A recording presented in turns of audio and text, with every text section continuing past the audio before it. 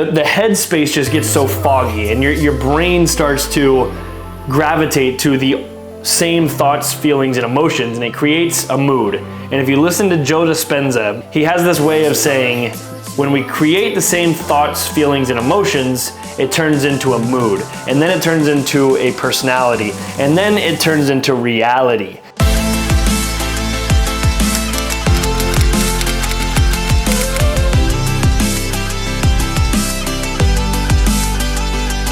What is going on, my friends? Welcome back to another episode of the Inside Influence Podcast, aka The Morning Takeaway. And today I want to talk about something that's kind of near and dear to my heart and kind of personal, but I think it needs to be, I don't want to say normalized, but have a sense of awareness around it. And it's the topic of depression. And just a quick note and backstory on essentially my platform as a whole. It's realistically the overarching reason why I do what I do. And without beating around the bush too much, it's something that is very near and dear to my heart because it's very prominent in my family. I've experienced it. I have very close relatives that still go through it. We all still go through it. And I think that is what I want to talk about the most because, in my opinion, every person has a little bit of depression. They are, at some point in their lives, in our lives, I should say our, because collectively that is kind of the point that I'm getting at. At some point in our lives, we experience some form of depression. Now, the world that we live in today, and this is a total side note, but the world that we live in today is kind of designed to almost feed us into these states of mind. Now, what do I mean by that? I mean by social media. I mean by the constant comparison that is put into us from a young age. I mean the lack of normalization to express emotion. I mean, the list can go on, and I think it is so wrong to kind of sweep that under the rug.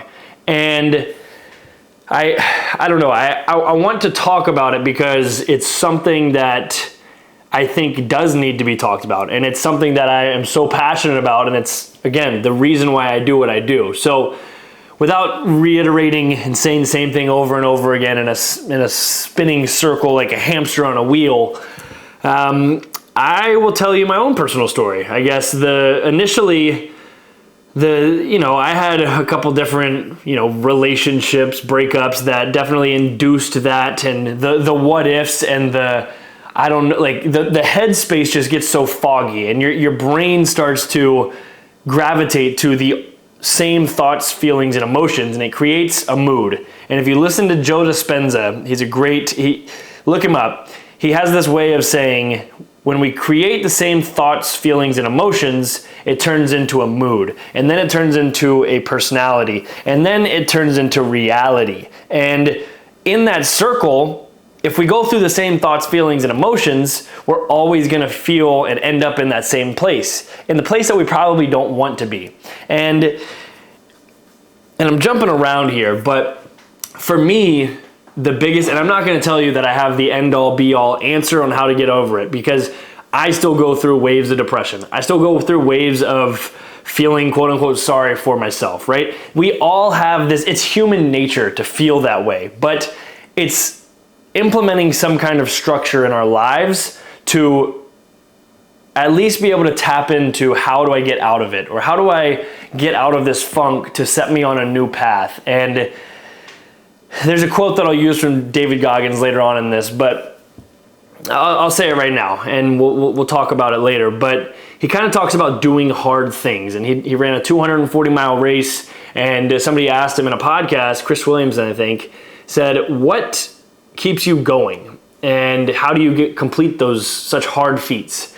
And he says something to the extent of, he always asks himself, can I take one more step?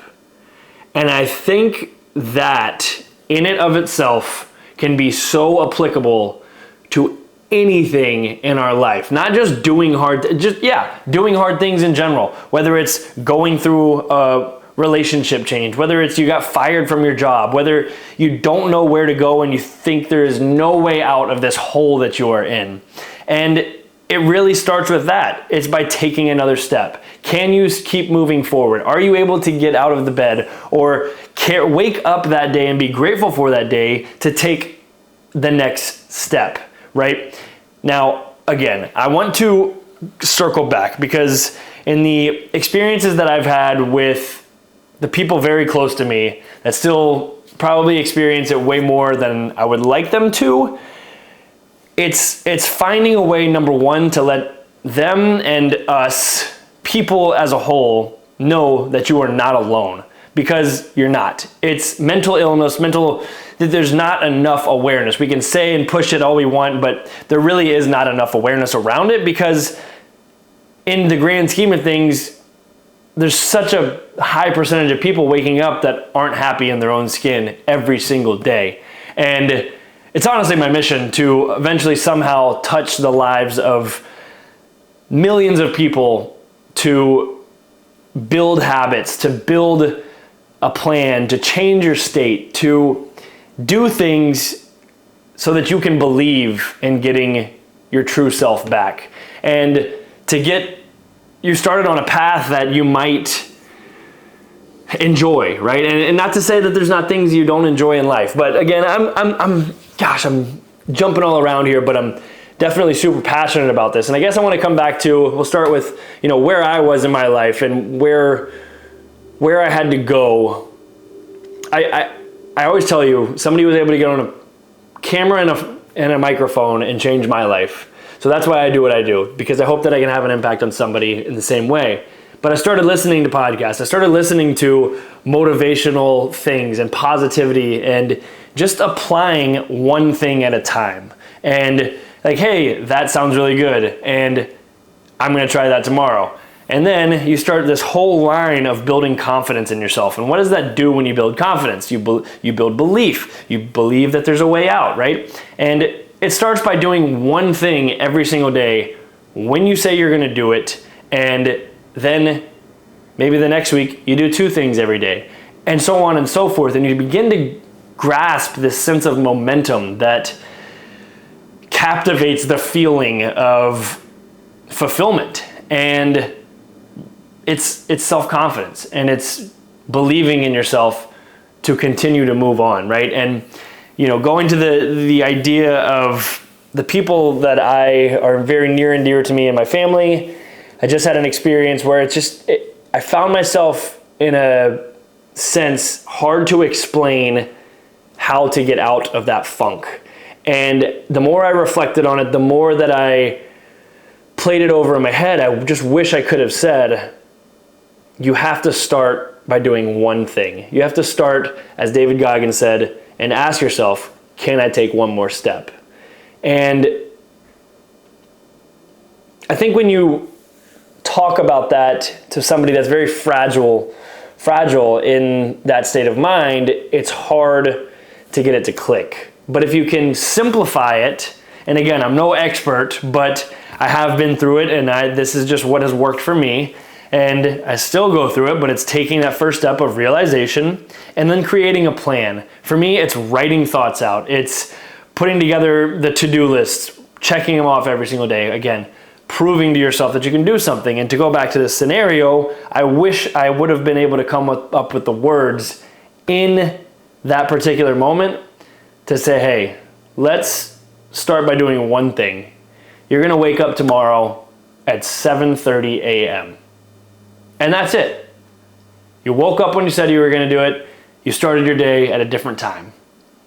Now, the next day, let's wake up at 7:30 and let's go directly outside for a 30-minute walk. And that's it. Let's do that for a week, and then let's progress on that the next week, and the week after, and the week after. Then it turns into months and it starts to compound. And before you know it, you find this sense of clarity. And the way David Goggins, again, describes it, it's like your mind is a garage. Your mind is filled. If it's not clear, you don't know how to find anything.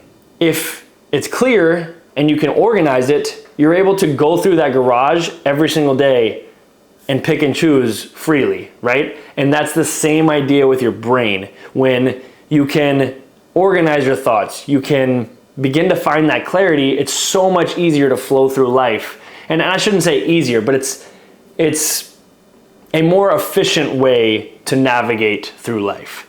And I think that's, without going too crazy in depth on this, and these are topics that I want to talk to other people about, right? And where this podcast is going, and I know I keep saying it, we're gonna have people on, it's coming. You just gotta trust me. But these are the kinds of deep conversations that I want to get into with people, especially like people in my world. I've talked to people that do exactly what I do, and we bond over the idea that, hey, everything on social media looks so perfect, and it shouldn't be that way, because we, quote unquote, as influencers, we're normal people. We are people. And as humane as it can possibly get, it's important to put that out to other people to know that, because there is no such thing as a perfect life. And I think this episode and this podcast in itself, I could talk about this for hours, but in a nutshell, if there's anything you take away, it is the idea that you aren't alone. And I don't know, I just wanted to kind of share an experience that I found myself in that experience of, gosh, I wish I would have said this. And the truth is, it's never too late to say something to somebody that you wish you would have said, right? And so I can do that. But it's important to me, for anybody that's out there listening, to one, if you do feel these types of emotions and things, that one, you're not alone, but two, start by simplifying and try something new. Get rid of the same thoughts, feelings, and emotions as you feel every day, so you don't wind up in that same spot. Do something different. Change it up. I don't know, change your state. That's a big thing that Tony Robbins talks about. There's endless ways to, quote unquote, get out of it. And I don't want to say that to make it sound like it's easy or that there's a one size fits all, because there's not, and it's not easy. It's really hard to get out of that state of mind and be able to say, hey, it's time to take action. It's like, well, what is the action? Where do I go? What's my plan? Well, we just have to start by doing something, writing something. And I think that's something that's very near and dear to my heart and my family. And I wanted to share that with you and hopefully give you a little piece that you could take away, because it is real. It's everywhere in the world, and I'd be lying if I told you that I've never experienced it and still don't experience, right? So I don't know. I hope there was something in there. Again, I felt like I was kind of going all over the place, but the overarching message was there. I hope that you enjoyed it. Were able to take something away. If you were, please share it with somebody that you might think needs to hear this. That's the best way you can absolutely repay me. It's, again, my mission to eventually reach millions and millions of people talking about this kind of stuff. So yeah, let's end this thing with a random question generator, see if it lightens the mood a little with anything. Wow. What is the most recent life lesson you've learned? It's like this thing is listening to me. That was kind of the life lesson I learned, because it probably in that right there is, can you go one more step? And if you can, then there is light at the end of the tunnel. And also, if you wish you would have said something, there's always time. It's never too late. Let's do one more, see if there's anything fun. What obscure interest do you have? I don't know if it's obscure, but I have a really deep passion for real estate and architecture and just admiring a beautiful Victorian home or a beautiful modern contemporary home. I don't know.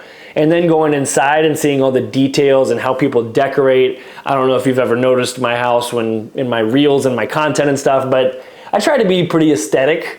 I don't know. It's one day that's what I'm gonna turn something into it. Maybe I'll take you guys along with it on the YouTube channel of flipping homes and doing interior design type stuff. But that's a very high, I wouldn't call it obscure, but it's a pretty passionate interest that I do have that I want to act on one day. So anyways, that is all I have for you today. I appreciate you listening. I hope you were able to take something away. Don't forget to like, comment your thoughts, subscribe, and hit the bell icon so you're the first one to see my videos.